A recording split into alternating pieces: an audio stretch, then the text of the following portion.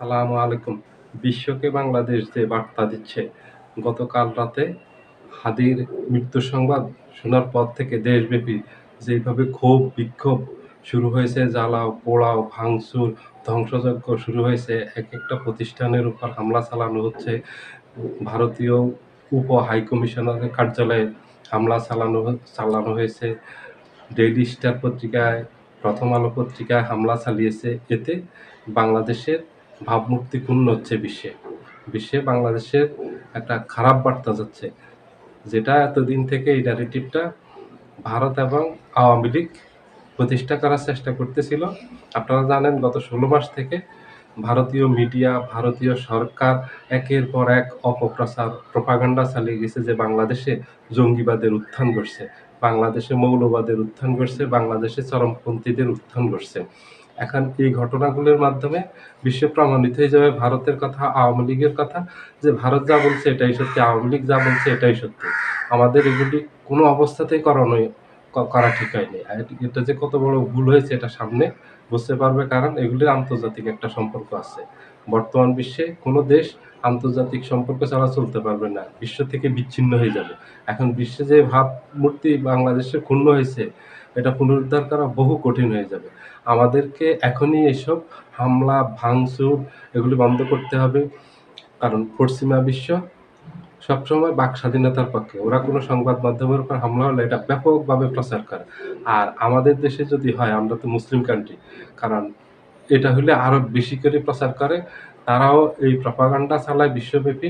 জানেন, এক এক ২০০১ সালের পর থেকে, যেটাকে 9/11 বলা হয়, তারপর থেকেই এই বিশ্বব্যাপী যে মুসলিমরা জঙ্গি, মুসলিমরা চরমপন্থী, মুসলিমরা খারাপ, এই ন্যারেটিভটা বিশ্বব্যাপী প্রচার করছে জর্জ জুনিয়র বুশ যখন ক্ষমতায় আসছে। তারপর থেকে বিশ্বব্যাপী মুসলিম বিদ্বেষ অনেক বেড়ে গেছে এবং এটা সাধারণ মানুষের কাছে ছড়িয়ে পড়ছে।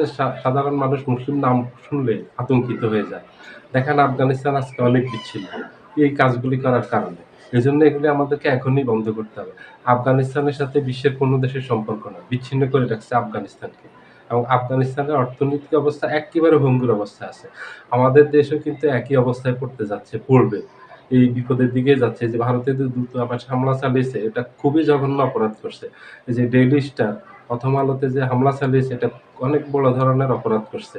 এগুলি আন্তর্জাতিক মিডিয়া, সব মিডিয়া প্রচার করছে, ব্যাপকভাবে প্রচারিত হয়েছে। তো এতে ক্ষতিগ্রস্ত হবে আমাদের দেশ। যত ধরনের সমস্যা পড়বে, সকল সমস্যা আমাদের দেশের উপর এসে পড়বে। এই যে ভারতের উপর হামলা চালিয়েছে, ভারতের কোনো ক্ষতি হবে না। ভারত চেয়েছিল এই ধরনের একটা ঘটনা ঘটাক, তাহলে রাজনৈতিক ফায়দা ভারত নেবে এবং আওয়ামী লীগ নেবে। গত কিছুদিন থেকে আওয়ামী লীগ, ভারত ষড়যন্ত্র করে আসতেছে বাংলাদেশে একটা অস্থিতিশীল পরিবেশ তৈরি করার জন্য, অস্থির পরিবেশ তৈরি করার জন্য, রাজনীতি ঘোলাটে তৈরি করার জন্য। তাহলে বাংলাদেশে আগামী নির্বাচন হতে পারবে না, এটার জন্য সবাই জানেন। আর এর জন্য ভারত ওসমান হাদিকে এই যে হত্যা করলো, ভারত জানে যে ওসমান হাদিকে হত্যা করার পরে এই দেশের জন্য একটা পরিস্থিতি তৈরি হবে, তখন ভারত তার এই যে ন্যারেটিভটা একেবারে পুরো বিশ্বব্যাপী ছড়াই দেবে এবং ইস্টাবলিশ করবে। এখন আমরা যে কাজ করছি, ভারত যা চেয়েছে তাই করছি। এই কাজটা করে আমরা বিশ্বব্যাপী আমাদের দেশের যে ভাবমূর্তি ক্ষুণ্ণ হলো, সেটারই আমরা সত্যতা প্রমাণ করলাম যে হ্যাঁ, আমাদের দেশে জঙ্গিবাদ আছে, আমাদের দেশে চরমপন্থা আছে, আমাদের দেশে মৌলবাদীদের উত্থান ঘটছে। এমনকি গত বছর 5ই আগস্টের পর শেখ হাসিনা পালিয়ে যাওয়ার পর ভারত সরাসরি ডক্টর ইউনূসকে পর্যন্ত বলছে যে আপনারা কি ভুলে গেছেন যে উনি জঙ্গিবাদী, উনি জঙ্গিদের নেতা, এটা ভুলে গেছেন। এই অপপ্রচারগুলি ভারত চালিয়েছে, এখন সেটাই ইস্টাবলিশ করবে। আপনারা সামনে আর করবেন না, যেটা করছেন সেখানে শেষ। আপনারা যেটা করতে পারেন, যে অপরাধটা করছে ভারত অথবা আওয়ামী লীগ, আমরা অভিযোগ করি, আমরা এটার প্রতিবাদ করতে পারি, আইনি দিকে ব্যবস্থা নিতে পারি, আমরা সভা সমাবেশ করতে পারি, আমরা বিক্ষোভ মিছিল করতে পারি, কিন্তু কোনো প্রতিষ্ঠানে হামলা চালাবেন না। এই যে সংবাদ মাধ্যমের অফিসে হামলা চালানো, দূতাবাসে হামলা চালানো, এগুলি খুবই ন্যাক্কারজনক ঘটনা ঘটছে। এগুলি দেশের ভাবমূর্তি ক্ষুণ্ণ হয়েছে। এতে দেশের ক্ষতিগ্রস্ত হয়েছে, পুরো দেশ ক্ষতিগ্রস্ত হয়েছে।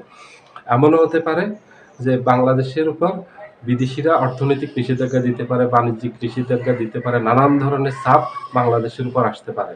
এই চাপে পড়লে আমাদের দেশ উঠে দাঁড়াতে খুব কঠিন হয়ে যাবে। আমাদের ১৮ কোটি মানুষকে ভুক্তভোগী হতে হবে, ভুগতে হবে এর জন্য।